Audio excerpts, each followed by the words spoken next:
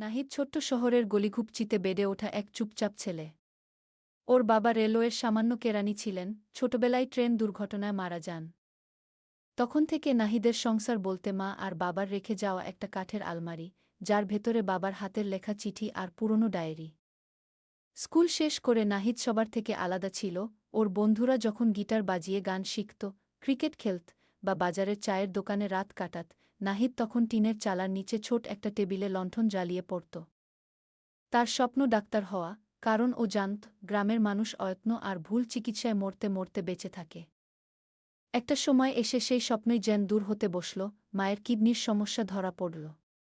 শহরের ডাক্তার বলল, বাইরে নিতে হবে, নিয়মিত ডায়ালাইসিস না হলে বেশি দিন বাঁচানো যাবে না। নাহিদের হাতের মুঠোও তখন বাবার রেখে যাওয়া কিছু টাকা আর এক বুক শপথ, সে থামবে না। দিনে কলেজ, বিকেলে একটার পর একটা টিউশন, রাতে ওষুধের দোকানে অস্থায়ী কাজ, কখনো হাসপাতালে রোগীর রক্ত নিয়ে যেত, কখনো ডাক্তারদের ফরমাইশ করত। যেটুকু পেত মায়ের জন্য রেখে দিত, নিজের জন্য থাকত ভাত আর ডাল। মাঝে মাঝে খুব ক্লান্ত লাগত, মনে হতো সব ছেড়ে পালিয়ে যায়। তখন বাবার ডায়েরি খুলে দেখত, মানুষ যদি একবার স্বপ্ন দেখে, সেই স্বপ্ন তাকে বাঁচিয়ে রাখে। মা বুঝতেন ছেলেটার চোখে ঘুম নেই। এক রাতে নাহিদের কাঁধে হাত রেখে বলেছিলেন, তুই হেরে যাবি না, কথা দেখি। কথা দিয়েছিল নাহিদ, কিন্তু সময় সব কথা মানে না।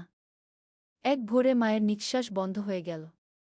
শেষ সময়টায় মা চোখ মেলে ছেলের মুখে হাত রেখে ফিসফিস করে বলেছিল, স্বপ্নটুকু বাঁচিয়ে রাখিস গো।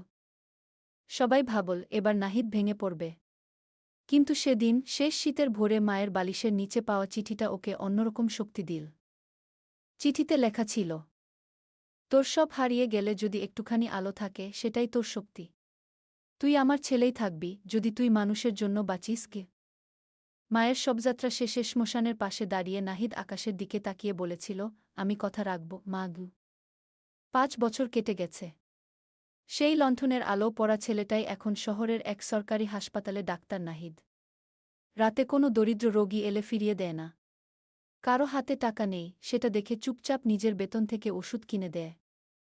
লোকজন বলে, এখনও এই ছেলে হাফপ্যান্ট পরা কলেজের নাহিদই আছে। এক রাতে হাসপাতালের বারান্দায় একজন বৃদ্ধা কাঁদছিলেন, ছেলেকে ভর্তি করতে পারবেন না, টাকা নেই। নাহিদ বৃদ্ধার কাঁধে হাত রেখে বলল, মা আমি আছি, কোনো চিন্তা করবেন না। এই একটুখানি কথা শোনার পর বৃদ্ধার চোখের জলে ভেসে আসে অন্য আরেকটা মা, যে শেষ ভোরে ছেলেকে চিঠি লিখে গিয়েছিল। শেষ কথা। নাহিদের গল্প আসলে আমাদের সবার গল্প। স্বপ্ন ভেঙে গেলে স্বপ্ন আবার গড়ে নিতে হয়। কেউ না থাকলে ভেতরের শক্তিটাই সবচেয়ে বড় সঙ্গী। হয়তো আমরা সবাই এক একজন নাহিদ, শুধু আমাদের নিজের ভেতরের শেষ ভোরের চিঠিটুকু খুঁজে নিতে হবে।